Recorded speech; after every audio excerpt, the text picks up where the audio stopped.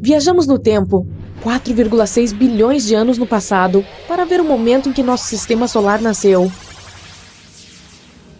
Uau! Não há nada que se pareça com uma estrela ou planeta. Até agora, há apenas uma nuvem gigante de poeira. Se chama nebulosa. Essas são moléculas de hidrogênio e elementos mais pesados, juntamente com gelo, deixados lá por uma estrela maior. Mas essa nuvem não é densa, então não pode se transformar em uma estrela ou planeta. Mas então, uma onda explosiva chega, talvez até várias. Há uma explosão de supernova a alguns anos-luz da nossa nebulosa. É quando uma estrela gigante queima seu combustível e depois colapsa sob seu próprio peso.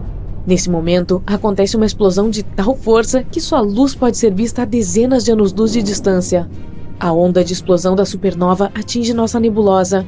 Como uma onda do mar, ela atinge a nuvem de poeira, fazendo com que ela encolha e se torne mais densa.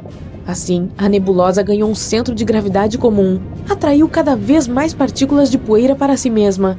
Isso colocou muita pressão no núcleo da nebulosa. Ela começou a girar, e quanto maior a massa da nuvem central, mais rapidamente ela girava. As partículas dentro do núcleo colidiam mais rápido e com mais frequência. Neste ponto, uma protoestrela se formou. Era um sol jovem e instável.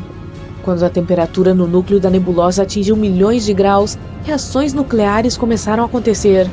Os núcleos de elementos leves como hidrogênio e hélio atingiram uns aos outros e se fundiram em elementos mais pesados. Faça-se a luz! 4,5 bilhões de anos atrás, a protoestrela evoluiu para um Sol estável, porém com um brilho 30% mais fraco do que o de hoje. Há também uma nuvem gigante de poeira deixada para trás. É material que sobrou e não participou da criação da nossa estrela. Agora você pode ver os objetos maiores nessa nuvem. Elementos pesados e poeira começaram a se acumular, formando protoplanetas. Nessa fase da existência do Sistema Solar, havia cerca de 100 protoplanetas, variando de tamanho lunar a marciano. Nesse momento, não havia nada além de caos total. Esses protoplanetas não tinham órbitas claras e colidiam entre si. Alguns colidiram com uma pilha de detritos, criando explosões maciças. Outros colidiram tangencialmente e simplesmente mudaram sua trajetória. Nesse jogo de bilhar cósmico, os maiores protoplanetas venceram. Eles literalmente comeram os detritos menores e ficaram cada vez maiores. O caos não parou até cerca de 100 milhões de anos depois. É possível ver alguns planetas quase formados: Mercúrio, Vênus, Terra e Marte. Nosso planeta natal se parece com um pedaço de lava. O bombardeio constante da superfície por vários asteroides aqueceu muito o planeta. Mas agora começou a esfriar. Tudo correu muito bem até que um vilão desconhecido apareceu no horizonte. Seu nome é Theia. É um planeta hipotético do tamanho de Marte, formado na mesma época que os outros planetas. E agora está espiralando em direção à Terra, pronto para atingi-la. Bum! Como resultado do impacto, uma grande parte do nosso planeta foi jogada para o espaço. A própria Theia foi despedaçada. Seu núcleo se fundiu com o da Terra, enquanto o resto do material permaneceu na órbita terrestre. Gradualmente, os detritos de ambos os planetas começaram a colidir entre si e se fundir em um grande corpo cósmico. Quando a poeira se acomodou, a Terra recebeu seu satélite, a Lua. Outra hipótese para a formação da Lua sugere que Theia era muito maior que a Terra. Ela apenas arranhou levemente nosso planeta e continuou se movendo sem perder seu material. E a Lua foi então formada quase inteiramente a partir de partículas do nosso planeta. Como prova dessa hipótese, temos amostras de solo lunar entregues pelos astronautas da missão Apollo. Acontece que o solo lunar tem uma composição muito semelhante à da crosta terrestre, e só poderia ter chegado lá como resultado de algum evento violento. Gigantes gasosos como Júpiter, Saturno, Urano e Netuno se formaram um pouco mais tarde e mais longe do Sol. Esses planetas são literalmente bolas de gás. Não há superfície sólida. Se você pisar em Júpiter, cairá até atingir seu núcleo. Eles não formaram uma superfície sólida por várias razões. Eles se formaram mais tarde, depois que os outros planetas tomaram conta dos metais e silicatos. Todos eles também se originaram além da linha do gelo. Esse é um ponto hipotético em algum lugar além da órbita de Marte. O Sol não aquece a área atrás dessa linha o suficiente para que a água exista em estado líquido. Portanto, havia uma tremenda quantidade de gelo nas nuvens de gás restantes. 3 milhões de anos após o nascimento do Sol, esses materiais de construção começaram a se acumular e juntar massa, criando o proto-Júpiter. Dentro de alguns milhões de anos, essa bola de gelo atingiu uma massa cerca de 50 vezes maior que a Terra. E quanto mais pesado ficava, mais gás do disco era capaz de acumular. Em um curto período de tempo, Júpiter absorveu quase todo o material do disco de gás perto dele e acumulou cerca de 318 massas terrestres. Júpiter tinha um campo gravitacional muito forte e causou estragos em todos os objetos na área entre Marte e Júpiter. Protoplanetas colidiam lá com muito mais frequência, fazendo com que entrassem em colapso. Como resultado, temos o cinturão de asteroides. Estes são fragmentos incapazes de se remontar em um planeta completo devido à intensa gravidade do gigante gasoso. Saturno, o próximo dos 4 gigantes gasosos, é 3 vezes menor que Júpiter. Acredita-se que seja tão pequeno porque está ainda mais longe do Sol, a cerca de 10 distâncias Terra-Sol, e começou sua formação ainda mais tarde, quando Júpiter já havia consumido quase todo o disco de gás. Mas Saturno tem outra característica distintiva: seus anéis. Eles são tão largos que você poderia encaixar 21 planetas Terra neles, e são tão grossos quanto um prédio de 5 andares. Ainda não sabemos como eles foram formados, mas há 2 hipóteses principais.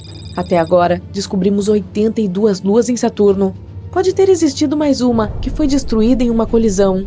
Essa lua foi destruída em pequenos fragmentos que começaram a orbitar o gigante gasoso. Esses fragmentos, por sua vez, colidiram entre si e se quebraram novamente. Gradualmente, detritos do tamanho de um arranha-céu se transformaram em pequenos grãos de areia. Sim, os anéis de Saturno são feitos de poeira cósmica e gelo. Então, chegamos a Urano e Netuno. Eles são muito menores, apenas 14 e 17 vezes a massa da Terra. Acredita-se que eles não conseguiram atingir o tamanho e o peso de Júpiter devido ao forte vento solar. Gradualmente, o disco de gás foi destruído e jogado do sistema solar para o espaço interestelar. Portanto, havia muito menos materiais de construção para novos planetas. Quando Urano foi formado, sofreu uma colisão catastrófica com outro protoplaneta, e provavelmente um muito grande. A colisão fez com que Urano caísse de lado. Todos os planetas têm seu eixo de rotação apontando para cima, mas o eixo de Urano está apontando para o Sol. Então, parece mais uma bola rolante, só que está girando de maneira retrógrada. Isso significa que está girando contra o seu próprio movimento. É como um carro dirigindo para frente, enquanto suas rodas giram no sentido anti-horário. Atrás dos gigantes gasosos está o cinturão de Kuiper. Essa é a área além da órbita de Netuno. Foi aqui que asteroides, poeira e gelo foram deixados após a formação do sistema solar. É semelhante ao cinturão de asteroides entre Marte e Júpiter, mas é cerca de 100 vezes mais pesado. Sabendo como nosso sistema solar foi formado, vamos ver como ele pode ser destruído. O Sol tem uma vida útil, assim como qualquer outra estrela. No momento, está na metade do seu ciclo de vida. A cada segundo, o Sol transforma 4 milhões de toneladas de matéria em radiação solar. Gradualmente, ficará sem combustível e começará a queimar elementos mais pesados dentro dele. Isso aumentará a temperatura, a luminosidade e o tamanho da estrela. Em 1,1 bilhão de anos, o Sol será 11% mais brilhante do que é agora. Os mares e oceanos da Terra começarão a evaporar e nosso planeta esquentará cada vez mais. Em 3,5 bilhões de anos, seu brilho será 40% maior do que é agora. As condições na Terra nesse momento serão semelhantes às que temos em Vênus agora. A vida será simplesmente impossível. Em 7,8 bilhões de anos, o Sol começará a queimar hidrogênio em sua camada externa. Isso fará com que ele se expanda e se torne uma gigante vermelha. Será cerca de 256 vezes maior. Nesse ponto, a camada externa da estrela estará exatamente onde a órbita da Terra está agora. Mas perderá sua massa, então há a possibilidade de que o nosso planeta migre um pouco mais para longe dele. Mas isso não importará, porque a vida na Terra já não existirá há vários bilhões de anos devido à alta temperatura, e um vento solar forte simplesmente explodirá nossa atmosfera. Em seguida, as pulsações térmicas dentro da estrela arrancarão a camada externa do Sol. Essa camada se transformará em uma nebulosa planetária, quase exatamente como a que vimos no início. E tudo o que restará do Sol será uma anã branca do tamanho da Terra, que desaparecerá em alguns bilhões de anos. Hoje vamos trabalhar o nosso núcleo, então prepare-se para suar. Opa, desculpe, núcleo errado. Ei, nós viajamos muito, descendo para o núcleo interno da Terra e subindo para o espaço sideral. Mas e se pudéssemos combinar essas aventuras e descobrir o que se esconde nas entranhas de outros planetas e luas do Sistema Solar? Com a ajuda dessa hiperbroca interestelar, podemos conseguir isso, pelo menos em parte. As coordenadas estão inseridas, todos os sistemas prontos, e nosso primeiro destino é a Lua. A nossa Lua, na verdade. Nós pousamos em sua superfície cinza e desolada sob o céu preto, sem azul aqui, porque há muito pouca atmosfera para dispersar a luz. A broca começa a funcionar e primeiro passamos pela camada externa da Lua, a crosta, assim como na Terra. Estamos no lado ensolarado, então a espessura desta camada é de apenas 70 quilômetros, mas se pousássemos no lado escuro, seria mais do que o dobro dessa espessura. A Lua é um corpo rochoso, portanto sua crosta é em grande parte feita de silício, ferro, alumínio, cálcio, oxigênio e magnésio, com quantidades muito menores de outros elementos. Mais abaixo, encontramos o manto, e é uma jornada longa e tediosa. Essa camada tem cerca de 1.400 quilômetros de espessura. O manto fica mais quente à medida que vamos mais fundo, encontrando os minerais compostos, piroxena e olivina. Eles são feitos de ferro, silício, oxigênio e magnésio em diferentes proporções. Finalmente, quebramos as camadas duras e entramos no núcleo externo semifundido. Outra jornada de cerca de 150 quilômetros à frente através desse pântano escaldante. E nós mergulhamos no oceano de ferro da casca do núcleo líquido. Tem quase 100 quilômetros de espessura e o metal derretido ameaça nos evaporar. Mas essa broca foi feita para suportar um ataque extremamente pesado. E é assim que finalmente paramos de repente. Nas partes mais profundas da Lua há um núcleo de ferro sólido que tem 240 quilômetros de espessura. Poderíamos perfurá-lo, mas seria desnecessário, então apenas colocamos uma bandeira aqui e pulamos para o próximo planeta na nossa lista de perfuração. E estamos em Mercúrio. Estava quente no interior da Lua, mas na superfície do menor planeta do sistema é ainda mais quente. Isso porque ele está muito perto do Sol, é claro. Tudo bem, vamos perfurar. Mercúrio tem uma camada externa bem espessa, que é tanto crosta quanto manto e atinge cerca de 400 quilômetros de profundidade. Não é a jornada mais fascinante, não é diferente da Terra em muitos aspectos. Mas então, a broca para, batendo em uma parede sólida de metal. É o núcleo de Mercúrio, que tem um diâmetro de mais de 4.000 quilômetros. Ocupa 85% do diâmetro total do planeta. Não adianta tentar perfurar aqui, é completamente metálico e extremamente denso. Então, pulando para o próximo planeta. E estamos em Marte agora. Olhe, é o pôr do sol aqui, e o sol está tornando o céu azul nebuloso. Mas você sabe o que fazer. Quero dizer, estamos aqui para perfurar, então é isso que fazemos. A crosta de Marte é bastante fina em comparação com a da Terra. Apenas de 10 a 50 quilômetros de profundidade. Contudo, sua composição é praticamente a mesma. Ferro, alumínio, cálcio, potássio e magnésio. Essa é uma das razões pelas quais os humanos procuram colonizar o planeta vermelho um dia. É muito semelhante ao nosso. Somos muito rápidos em perfurar a primeira camada. E a segunda, o manto, está agora sobre nós.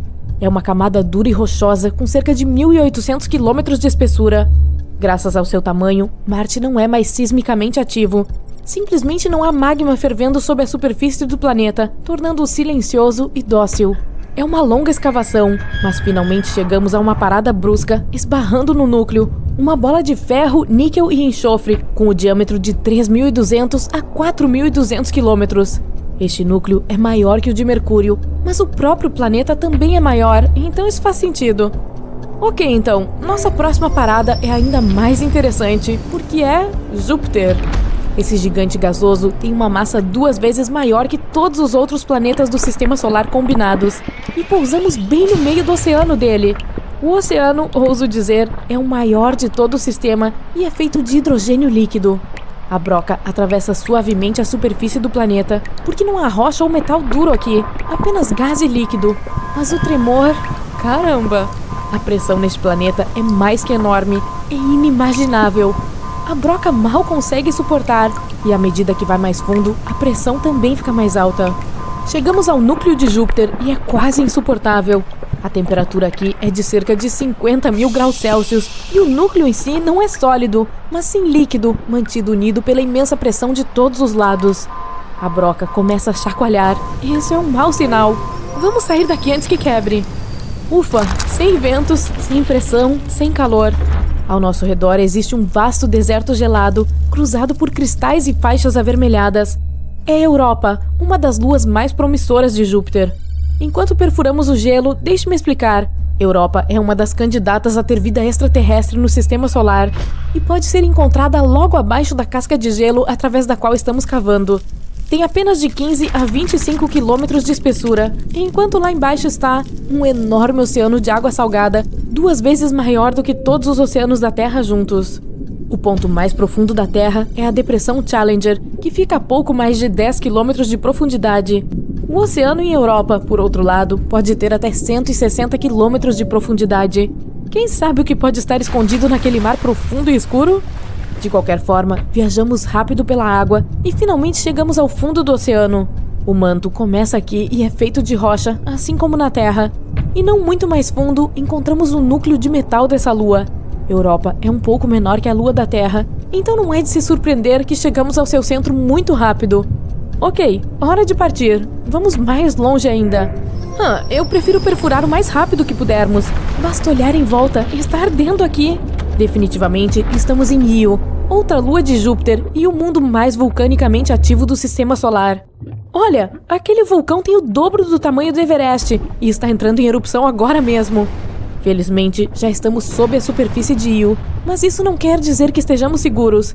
Está tudo fundido aqui e vemos principalmente tons de amarelo e acastanhado devido às enormes quantidades de enxofre. O cheiro deve ser horrível.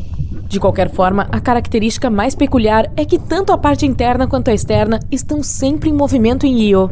Júpiter e suas outras luas criam tremendas forças de maré, fazendo a superfície de Io inchar mais de 100 metros para cima e para baixo, como os maiores tsunamis da Terra, só que aqui não é água, e sim rocha. Quanto mais fundo vamos, mais calmo fica, até que finalmente chegamos ao núcleo de ferro. Ainda está quente aqui, mas pelo menos não há tremores e inchaços como acima. Vamos colocar outra bandeira e ir para o próximo ponto.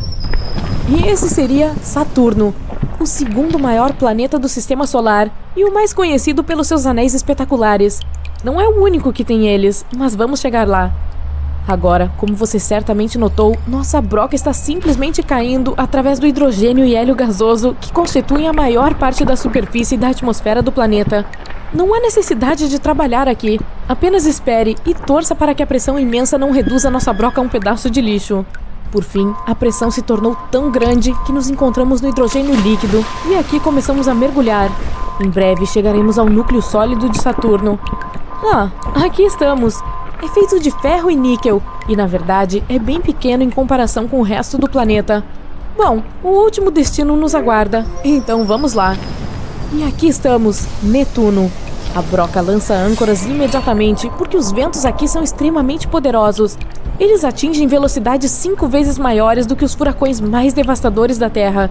Netuno é coberto por uma camada muito fina de hidrogênio e hélio, assim como Saturno ou Júpiter, mas por baixo há muito mais do que isso.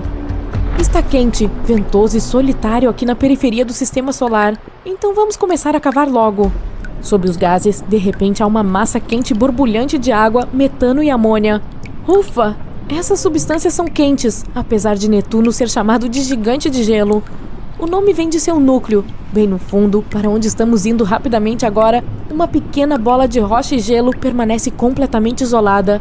E apesar das temperaturas de ebulição acima, o gelo aqui embaixo é sempre frio. Betelgeuse, uma supergigante vermelha. Essa bola de plasma fervente é uma das maiores estrelas da nossa galáxia e uma das mais brilhantes. É cerca de 500 vezes maior que o Sol, mas está pulsando, aumentando e diminuindo. No seu auge, torna-se 800 vezes maior que o seu tamanho médio. Se ela fosse um balde, acomodaria cerca de 300 milhões de sóis, mesmo que seu peso seja apenas 17 vezes maior. E aqui, a cerca de 500 anos-luz de distância, está a Terra. Lançamos a nossa nave espacial mais rápida que a luz e partimos em nossa jornada para Betelgeuse. Alguns segundos e já viajamos 390 mil quilômetros. Agora estamos perto da Lua. São 9 viagens e meia ao redor da Terra. Um foguete espacial tradicional levaria 3 dias para chegar aqui. Estamos perto de Marte agora. O voo para o planeta vermelho geralmente leva cerca de 7 meses. Vários rovers estão trabalhando aqui agora. Assim como o primeiro drone voador, o Ingenuity. A superfície marciana é 3 vezes menor que a terrestre. O planeta também é 10 vezes mais leve. As pessoas esperam construir uma colônia humana aqui em breve. Pouco depois de lá, temos que nos esquivar constantemente das rochas espaciais. Este é o cinturão de asteroides. Contém detritos e objetos espaciais de diferentes tamanhos e formas. O maior deles é Ceres. Sua superfície é um pouco maior que a área da Argentina e seu peso é de cerca de 1% da Lua. O peso total de todo o cinturão de asteroides é 25 vezes menor que o da Lua. Em seguida, passamos pelos gigantes gasosos Júpiter e Saturno, os maiores planetas do Sistema Solar. Também são os mais pesados, mesmo que não tenham uma superfície sólida. Então passamos por Urano e Netuno. Eles são chamados de gigantes do gelo. E bem no limite do Sistema Solar vemos Plutão, já considerado um planeta, mas agora nem está nessa lista. Depois disso, estamos a 7 bilhões de quilômetros de distância da nossa casa. A sonda espacial New Horizons levou cerca de 9 anos para chegar aqui. Aperte o cinto, estamos acelerando e passando pelo cinturão de Kuiper. Há muitos asteroides e blocos de gelo aqui. Esses são alguns dos materiais de construção mais antigos do nosso Sistema Solar. Bilhões de anos atrás, nosso mundo inteiro parecia uma nuvem desses asteroides. Estamos viajando pelo espaço escuro e alcançando o limite do Sistema Solar, a heliosfera. Todo esse tempo, estamos nos movendo com o vento solar, mas agora ele começa a desacelerar. Colide com o vento interestelar e esquenta. É chamado de choque de terminação.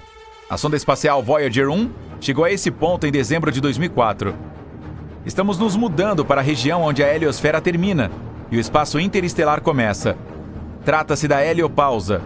Em 2012, a Voyager cruzou esse limite e se tornou o primeiro objeto feito pelo homem no espaço interestelar.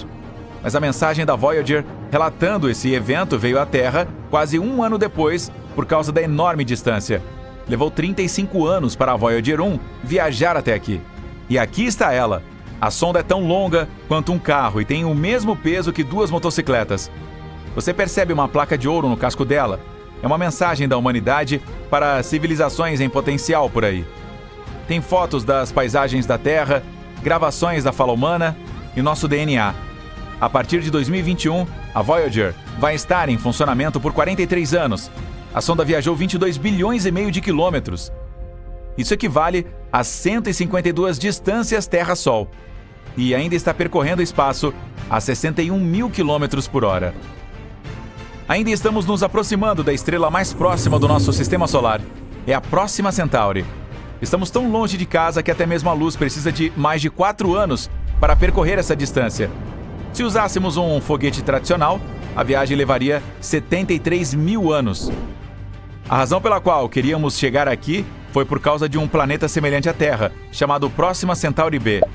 É 10% maior que a Terra e um pouco mais pesado. Encontra-se na zona habitável de sua estrela hospedeira.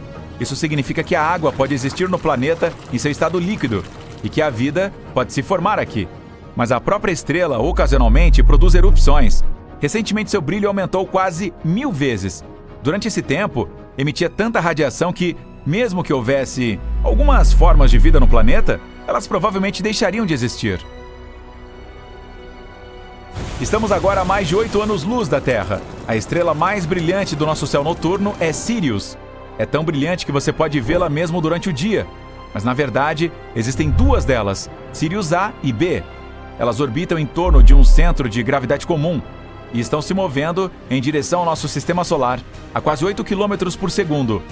Isso é o mesmo que a velocidade máxima de um supercarro topo de linha na Terra. Pode colocar os pés no chão. Chegamos a um planeta potencialmente habitável a 39 anos-luz da Terra. TRAPPIST-1d. Sua estrela hospedeira é uma anã branca. Ela é fria e 10 vezes menor e mais leve que o Sol. Tem 7 planetas ao seu redor, mas TRAPPIST-1d é o mais semelhante à Terra. É apenas 30% menor e 3 vezes mais leve. Mas tem uma superfície rochosa e temperatura de 9 graus. Você se sentiria confortável aqui usando uma jaqueta. Pode ter uma atmosfera, montanhas, mares e oceanos. O que significa que o planeta pode ser adequado para uma colônia humana. Mas levaria cerca de 677 mil anos para chegar aqui usando foguetes tradicionais. E aqui está o nosso objetivo final, Betelgeuse. levaria quase 8,7 milhões de anos para viajar da Terra para cá em uma nave espacial atual. Essa estrela é tão grande que nossa nave parece um grão de areia em uma praia gigante. Temos que voltar no tempo para descobrir o que aconteceu com ela. Primeiro havia uma bela nebulosa, ou seja, uma nuvem de poeira e detritos espaciais multicoloridos. Então, começou a encolher sob seu próprio peso. No núcleo da nebulosa, uma reação nuclear começou. Bum! E a estrela nasceu. No começo, Betelgeuse era muito grande e quente, mas não se expandiu e permaneceu estável. Vamos olhar no coração dela. As reações nucleares no núcleo criam muito calor e energia. Essa energia produziu a força que empurra as paredes da estrela por dentro e faz com que ela se expanda, mas ao mesmo tempo é muito pesada. É por isso que a gravidade a empurra por fora. Se essas duas forças estiverem equilibradas, a estrela permanecerá estável. Mas com o passar do tempo, ela fica sem combustível, hélio e hidrogênio. É quando os elementos mais pesados no núcleo se juntam à reação nuclear. Ao queimarem, liberam mais energia e calor do que a gravidade pode suportar. E a estrela começaria a se expandir. É isso que está acontecendo com Betelgeuse agora. Já é tão grande que, se você colocá-la no centro do nosso sistema solar, seus limites encostariam no cinturão de asteroides entre Marte e Júpiter. E continuará a se expandir até esgotar completamente seu combustível. Então a gravidade vencerá. A estrela encolherá de tamanho e, em seguida, uma enorme explosão acontecerá.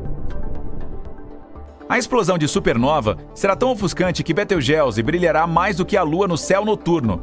Felizmente, a Terra está muito longe para que essa explosão cause qualquer dano às pessoas. Um forte fluxo de matéria que será injetado do local da explosão não chegará ao sistema solar até 6 milhões de anos depois. Ainda assim, o vento solar interromperá esse fluxo. Então estaremos seguros. É provável que Betelgeuse exploda a qualquer momento nos próximos 10 mil anos. Mas alguns cientistas dizem que isso não acontecerá nos próximos 100 milênios. De volta ao momento antes da explosão da Betelgeuse. Pode haver outro cenário, mais interessante. A gravidade pode comprimir o núcleo maciço da estrela com tanta força que um buraco negro aparecerá em seu lugar. Buracos negros são os objetos mais pesados do universo. Eles têm uma força gravitacional incrível. Mesmo a luz não consegue escapar da armadilha gravitacional deles. O da Betelgeuse começará a se alimentar da poeira cósmica e o que resta da estrela. Todos esses detritos e luz de outras estrelas ficarão congelados perto do horizonte de eventos do crescente buraco negro. Pela primeira vez na história, poderemos assistir ao nascimento desse objeto misterioso. Mas na realidade, Betelgeuse é muito leve para se tornar um buraco negro. Muito provavelmente, após a explosão, ela se transformará em uma anã branca, que desaparecerá gradualmente até se tornar invisível. Pode parecer que a melhor maneira de chegar a algum planeta a partir da Terra é esperar pacientemente que ele se aproxime o máximo possível. Sim, lá está ele. E depois decolar em um foguete apontado na direção do planeta. Uhul! Tchau, mamãe! Até mais! Espere, por que esse método não funcionou? Em primeiro lugar, os planetas, inclusive o nosso, movem-se constantemente seguindo suas órbitas elípticas a velocidades de dezenas de quilômetros por segundo. Portanto, seu foguete precisa ser colocado em uma órbita elíptica, certo? É como mirar um dardo em um alvo em movimento ou dar uma festa surpresa para seu amigo. Você não quer que a surpresa chegue no momento errado. Além disso, quando enviamos naves espaciais para outros planetas, queremos usar o mínimo de energia possível.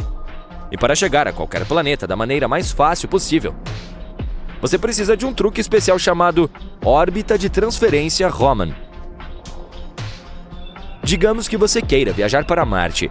É preciso esperar até que a Terra e o planeta vermelho estejam nas posições corretas para que você não se perca lá em cima ou fique sem combustível no meio do caminho.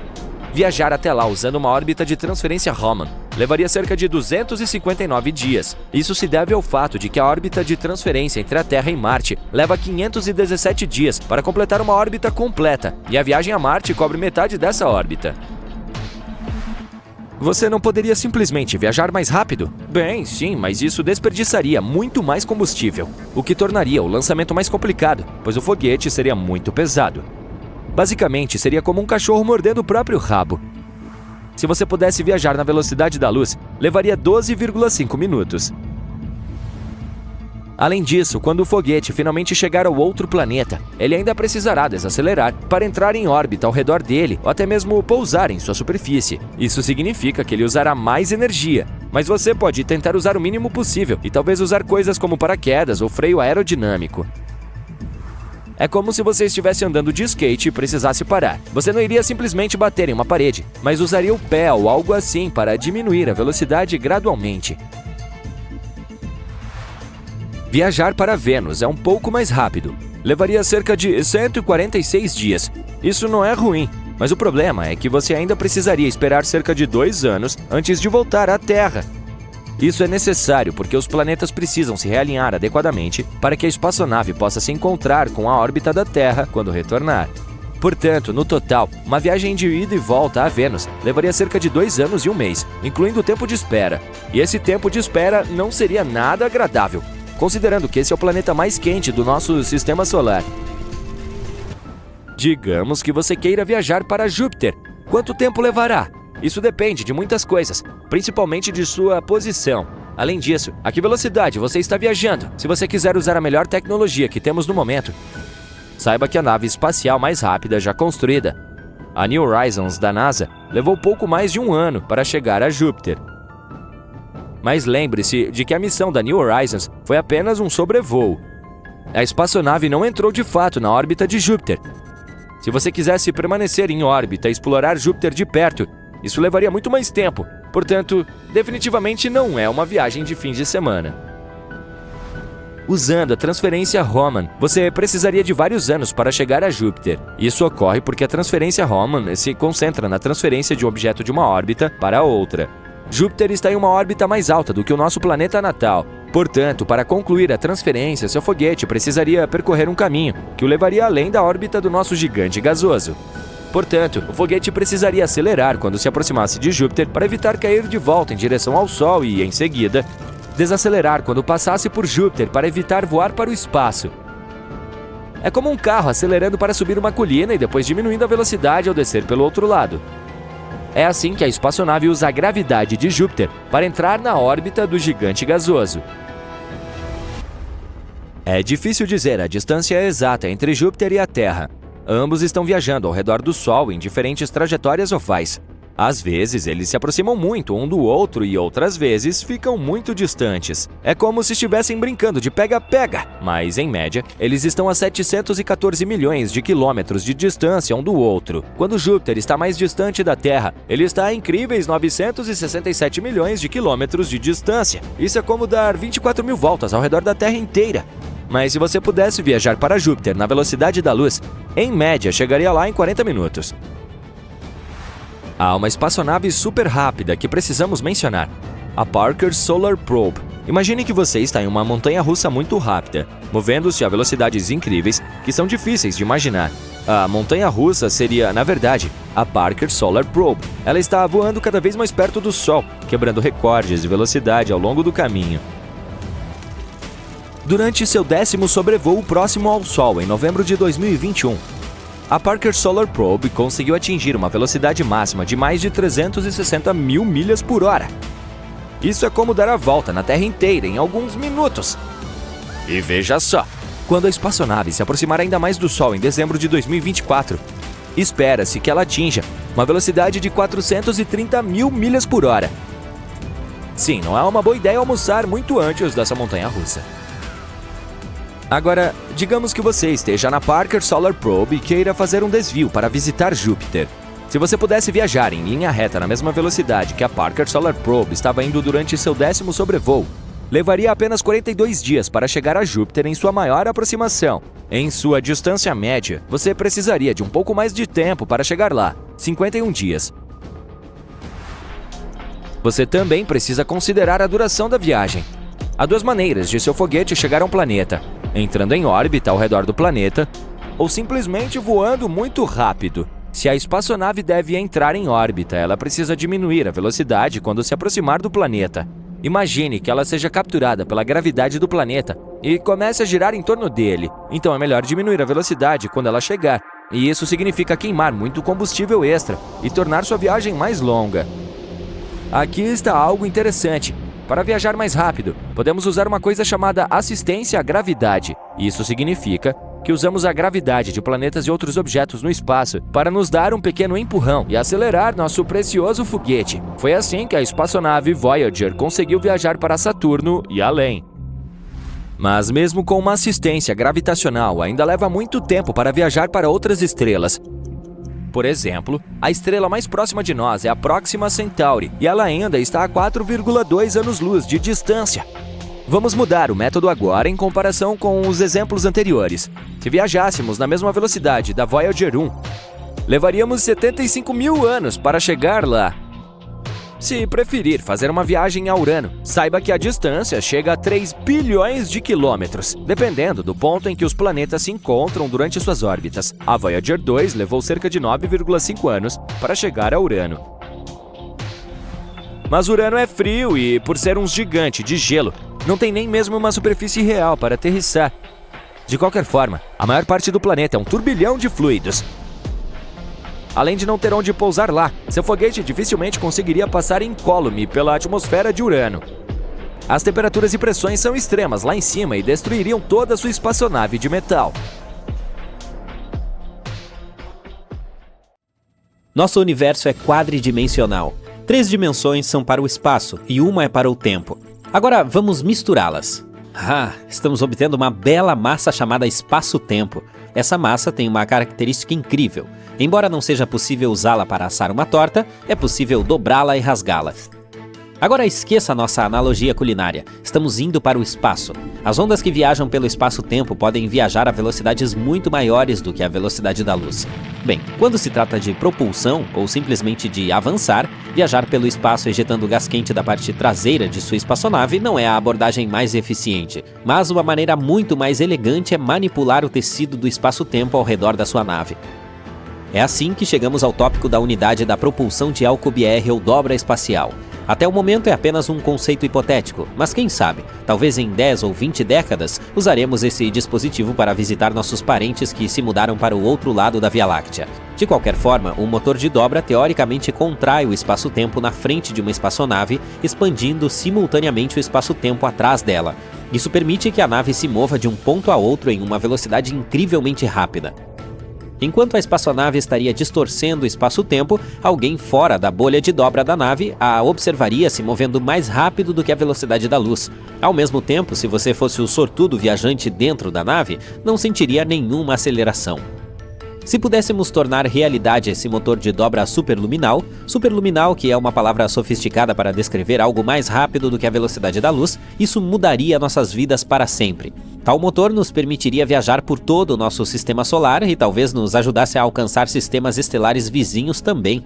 Por exemplo, poderíamos chegar a Alpha Centauri, o sistema estelar mais próximo de nós, localizado a pouco mais de 4 anos-luz de distância, em dias ou semanas, em vez de milhares de anos. Infelizmente, tenho que acabar com seu entusiasmo, meu amigo. O motor de dobra tem um grande problema. A força por trás de sua operação, chamada de energia negativa, envolve partículas bastante exóticas. Pior ainda, elas são completamente hipotéticas e, até onde sabemos, não existem em nosso universo. Os cientistas só conseguiram descrevê-las em termos matemáticos. Essas partículas exóticas se comportam de maneiras inesperadas. Por exemplo, elas têm massa negativa. Quem dera eu pudesse fazer um truque desses depois de um jantar em família. E funcionam em oposição à gravidade. Mas espere, ainda existe alguma esperança. Uma nova descoberta pode resolver esse obstáculo aparentemente inabalável. Pesquisadores da cidade de Nova York imaginaram um sistema de energia positiva que não interfere nas leis conhecidas da física. Os autores do estudo afirmam que ele é um divisor de águas e pode ser o primeiro capítulo do manual para viagens interestelares. Veja bem, essa energia positiva faz toda a diferença. Digamos que você seja um astronauta em uma caminhada espacial e decida jogar tênis lá fora. Então você empurra a bola para longe de você, mas em vez de flutuar para longe, a bola te empurra de volta. E esse confronto pode continuar até o ponto em que ela pode arrancar sua mão se você aplicar força suficiente. Essa é uma qualidade da energia negativa de que o motor de dobra precisa. Mas como você pode ver, não há como aproveitar essa energia, e isso parece perigoso. É por isso que provavelmente devemos nos voltar para a boa e velha energia positiva para a construção da bolha de dobra. Essa bolha é uma estrutura esférica que envolve uma espaçonave usando um invólucro de matéria regular, embora super densa.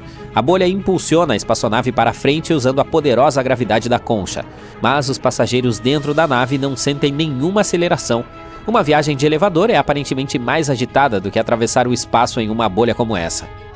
Tudo isso por causa da imensa densidade da casca e da pressão que ela exerceria no interior se fosse controlada adequadamente. E como nada pode viajar mais rápido do que a velocidade da luz, de acordo com a teoria da relatividade geral, a bolha foi projetada de forma que as pessoas em seu interior pudessem experimentar o tempo normal. Ao mesmo tempo, a bolha comprime o espaço-tempo à sua frente e o expande atrás da nave, exatamente como o propulsor de dobra que usa a energia negativa. Isso permite que ela se desloque e desloque a nave com uma velocidade inacreditável. As paredes da bolha produzem um momentum necessário, como o momentum de bolas rolando. Se você decidisse assumir a tarefa de controlar uma bolha de dobra, isso exigiria muita coordenação. Essas bolhas precisam de enormes quantidades de matéria e energia para manter os passageiros seguros e manter a passagem correta do tempo. Além disso, a comunicação entre as pessoas dentro e fora da bolha se tornaria super distorcida durante a passagem pelas curvaturas do espaço deformado. É claro que ainda há muitos problemas com os quais os pesquisadores precisam lidar antes de finalmente construir uma unidade de dobra funcional, mas alguns afirmam que o modelo deve se aproximar da velocidade da luz, e mesmo que permaneça abaixo da velocidade da luz, ainda será um grande avanço em comparação com as tecnologias atuais. Veja você mesmo, viajar até mesmo na metade da velocidade da luz para Alpha Centauri levaria 9 anos. Em contraste, a Voyager 1, que atualmente viaja a 61.000 km por hora, precisaria de cerca de 75.000 anos para chegar ao nosso sistema estelar vizinho. Há mais alguns aspectos a serem considerados. À medida que você se aproxima da velocidade da luz, as coisas ficam realmente estranhas. Por exemplo, quanto mais rápido um objeto se move, maior se torna sua massa. E essa massa pode aumentar infinitamente, de modo que o objeto precisará de uma quantidade infinita de energia para manter sua velocidade. Outro problema, os modelos atuais permitem uma bolha de dobra estável somente para uma velocidade constante. Mas então, como você deve acelerar no início de sua jornada? E o que você deve fazer quando precisar desacelerar e parar? Os especialistas afirmam que o processo de criação do motor de dobra é como tentar entender o conceito de automóvel pela primeira vez. Podemos comparar o estágio em que se encontra a tecnologia do motor de dobra com a tecnologia dos automóveis no final do século XIX. Naquela época, a viagem de automóvel era possível, mas parecia um processo complicado com o qual nem todos podiam lidar.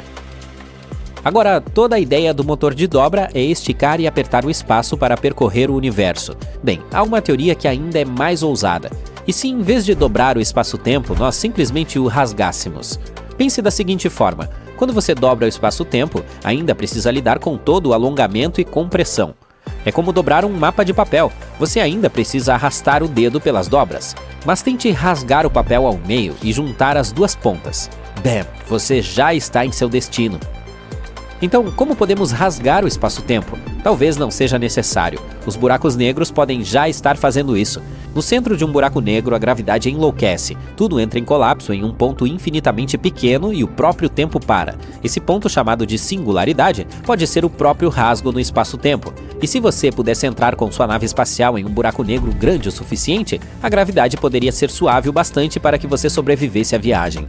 E então, alguns cientistas acham que você pode sair do outro lado do universo por um buraco branco. Outro tipo de rasgo é chamado de buraco de minhoca. Ao contrário de um buraco negro, os buracos de minhoca têm uma entrada e uma saída. Eles são como um atalho de túnel cósmico. Se pudéssemos descobrir como encontrá-los, abri-los e evitar que se fechem novamente, poderíamos obter a chave para as viagens intergalácticas. E agora prepare-se para uma reviravolta: tunelamento quântico.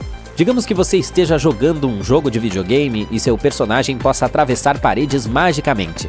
Isso é parecido com o que as partículas fazem no tunelamento quântico. As partículas podem tunelar através de barreiras, mesmo que não tenham energia suficiente para ultrapassá-las, graças à sua natureza ondulada e quântica. Mas e se as partículas pudessem fazer um túnel quântico através de buracos de minhoca conectados? Em vez de simplesmente atravessar uma parede, elas estariam pegando atalhos cósmicos no espaço-tempo, indo de uma parte do universo para outra instantaneamente.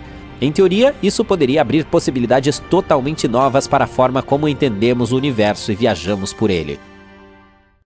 O futuro reserva carros autônomos e táxis voadores. No entanto, no passado, transportamos um gato por um tubo de sucção subterrâneo e ele sobreviveu. Veja como isso tudo está conectado. E por que nós, humanos, não viajamos em tubos? Então, essa empresa americana chamada Hyperloop prometeu durante anos que ajudaria a transportar as pessoas incrivelmente rápido por meio de um sistema a vácuo. Seus planos ambiciosos incluíam trens rápidos, capazes de viajar a velocidades de 1.126 km por hora. Em comparação, os trens de passageiros que temos disponíveis atualmente podem viajar em média a apenas 80 a 160 km por hora. Mas, para a surpresa de todos, a empresa fechou as portas no ano passado. Embora tenham feito protótipos no deserto de Nevada, o projeto teve muitos problemas. Era necessário construir tubos enormes que ficariam espalhados por toda parte, mesmo em cidades. E os trens não conseguiam fazer curvas muito bem, então os tubos tinham de ser retos. Em 2020, a empresa fez um teste com 2 pessoas, a 172 km por hora. Foi a primeira viagem bem-sucedida usando essa tecnologia. Apesar desse sucesso inicial, a empresa logo anunciou que se concentraria em mover objetos em vez de pessoas. Isso significa que nunca poderemos usar esse tipo de transporte para pessoas? Vamos dar uma olhada no histórico. O transporte por tubo pneumático depende da pressão do ar para empurrar objetos através de tubos. Antigamente, ele era usado para enviar mensagens e mover pequenos objetos em grandes edifícios. Até hoje, locais como hospitais, bancos e lojas ainda o utilizam para enviar rapidamente itens como remédios e dinheiro. Funciona da seguinte forma: digamos que você administre uma loja com caixas registradoras. Em vez de correr o risco de ser roubado levando o dinheiro para um cofre, você pode enviá-lo por meio de tubos. Cada caixa registradora se conecta a um tubo que leva a um cofre ou ao escritório do caixa. Todos os objetos seriam transportados por meio de recipientes que se encaixariam confortavelmente no mecanismo e seriam sugados por um vácuo criado por um compressor. Esses recipientes geralmente são caixas cilíndricas robustas feitas de plástico resistente, que transportam itens que pesam até cerca de 2 kg e viajam a velocidades de até 35 km por hora. Há limitações a serem consideradas. A instalação de sistemas de tubos pneumáticos em edifícios existentes pode ser desafiadora, pois normalmente exige um planejamento cuidadoso durante a fase inicial do projeto. Há também o risco de itens valiosos ficarem presos ou serem danificados durante o transporte. Não é possível movimentar objetos com mais de 2 kg e, portanto, não elimina a necessidade de trabalho manual. Por mais de meio século, até 1953, os Correios da cidade de Nova York usaram um sistema semelhante para transportar suas correspondências. Ele era baseado em tubos que corriam no subsolo, até 1,80 m abaixo das ruas da cidade. Por ter velocidades revolucionárias na época, as pessoas que operavam esse sistema foram apelidadas de Rocketeers, ou fogueteiros em tradução livre. Em seu momento de maior movimento, esse sistema de tubos lidava com quase 100 mil cartas todos os dias, o que representava 1/3 de toda a correspondência da cidade. A primeira coisa que eles enviaram por esses tubos foi um livro embrulhado em uma bandeira, juntamente com cópias de documentos importantes do país. Há rumores de que outros objetos engraçados foram enviados por meio desse sistema, incluindo um pêssego falso que era uma piada ou um sanduíche. Uma vez até um gato foi enviado pelos tubos. É difícil imaginar como o gato conseguiu passar pelo sistema em uma velocidade tão alta, mas ele conseguiu. No entanto, as autoridades locais logo tiveram que abandonar esse projeto devido aos seus custos. A população de Nova York também cresceu e o número de cartas se tornou excessivo para esses pequenos tubos. A ideia de Hyperloop era transportar pessoas usando os mesmos princípios. Por mais legal que pareça, essa ideia não é nova. Imagens com conceitos semelhantes datam do século XIX. Alguns dizem que a ideia não foi devidamente estudada no século XX porque as grandes empresas estavam mais interessadas em vender carros. Mas mesmo com a tecnologia moderna, um trem de tubo pneumático é difícil de construir, principalmente porque envolve várias áreas de engenharia e custa caro. Obter licenças também seria difícil.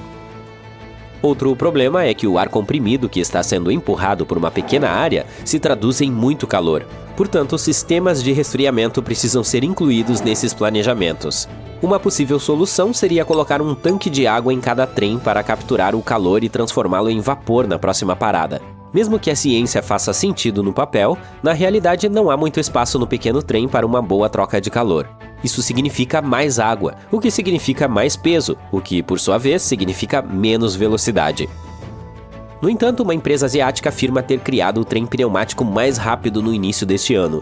Em teoria, esse dispositivo poderia transportar alguém de Nova York a Los Angeles em menos de 1 hora, ou de Londres a Paris em apenas 15 minutos. Para aprovar seus esforços, eles montaram uma pista de testes com 1,6 km de comprimento, onde o protótipo do trem atingiu 623 km por hora. A empresa considera esse teste um sucesso, afirmando que ele comprovou a interação perfeita entre o tubo de ensaio, o veículo e a pista. Enquanto desenvolviam o projeto, eles descobriram seus próprios problemas. Uma queda de energia, um vazamento, um incêndio ou até mesmo um simples erro humano poderia levar a um acidente desastroso. Além disso, a alta velocidade e a rápida aceleração do trem poderiam causar desconforto nos passageiros. Além dos trens Hyperloop, como será o futuro dos deslocamentos? Melhores maneiras de se deslocar de um lugar para outro poderiam facilitar nossas vidas, reduzindo o tempo, as despesas e os acidentes. Uma ideia poderia ser a de trens rápidos que flutuam. Esses veículos velozes podem usar ímãs fortes para pairar sobre os trilhos, permitindo que andem rapidamente e ao mesmo tempo façam menos barulho e tremam menos do que os trens comuns. Também é menos provável que eles fiquem presos, pois não tem tanto com os trilhos. Esses trens também não precisam de combustível, portanto são melhores em termos de recursos. Em vez de motores, eles usam campos magnéticos criados por bobinas especiais nas paredes e nos trilhos para empurrá-los para frente. No momento, 6 linhas assim estão em funcionamento na Ásia, mas em breve elas também poderão aparecer nos Estados Unidos. A primeira está planejada para conectar Washington DC e Baltimore, e posteriormente poderá se estender até Nova York. Cerca de 20 empresas também estão explorando a ideia de táxis voadores. Eles poderiam transportar pessoas nas cidades com a ajuda de pequenos aviões. A ideia é oferecer viagens seguras a um preço justo, como uma viagem de $70 de Manhattan ao aeroporto Kennedy, sem incomodar as pessoas que estão no solo. Os desafios aqui incluem a redução das despesas de voo, o aumento do ruído urbano e a elaboração de regras sobre voos em cidades movimentadas. Embora algumas pessoas ainda estejam nervosas com a ideia, parece que os carros sem motorista estão a caminho de se tornar realidade. Muitas empresas automobilísticas estão testando seus protótipos, embora ainda haja dúvidas sobre o grau de segurança deles. Também não sabemos ainda se as mesmas regras usadas para motoristas humanos devem ser aplicadas a eles. Muitos acidentes acontecem porque os motoristas não estão prestando atenção, mas os robôs não se distraem. Supõe-se que os carros sem motorista corram menos riscos e andem mais devagar para manter a segurança de todos. O lado negativo é que eles são caros, com preços previstos para mais de $100 mil cada um. Projetos que incluem drones de entrega também já foram implementados. Por exemplo, um drone da UPS levou medicamentos para as casas das pessoas nos Estados Unidos depois de obter a aprovação da Administração Federal de Aviação. Esse foi um grande passo para os drones, embora ainda haja regras a serem resolvidas antes que eles possam ser usados em uma escala maior. Os drones precisam provar que são seguros antes de poderem voar livremente sobre as cabeças das pessoas. Portanto, por enquanto, a UPS só está usando essa tecnologia em áreas rurais e ao redor de hospitais. Para solucionar os engarrafamentos, talvez seja necessário construir estradas subterrâneas e dirigir nossos carros por túneis. Isso poderia funcionar melhor do que carros voadores, porque o processo não é afetado pelo clima. Um plano é baixar os carros com um grande elevador e permitir que eles circulem em uma plataforma metálica rápida. As vantagens podem incluir velocidades mais rápidas, uma vez que há menos riscos de acidentes, como animais selvagens atravessando a estrada. Também pode ser menos dispendioso, pois é menos provável que as pessoas fiquem presas no trânsito. Sem contar que nossas cidades podem acabar ficando mais bonitas e menos barulhentas.